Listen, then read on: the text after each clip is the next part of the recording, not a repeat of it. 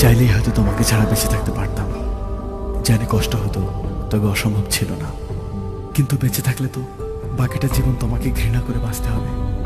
তোমায় এত বেশি ভালোবেসেছি যে তোমাকে কখনো ঘৃণা করতে হবে এ কথা এক মুহূর্তের জন্য ভাবিনি। ভাববই বা কেন? আমার ভালোবাসা তো বাজে ছিল না। আজ আমার এই ভালোবাসাকেই আমি ঘৃণার কাছে এত সহজে হেরে যেতে দেই কি করে বলো? তাই ঘৃণা করে বেঁচে থাকার চেয়ে তোমায় ভালোবেসেই চলে গেলাম।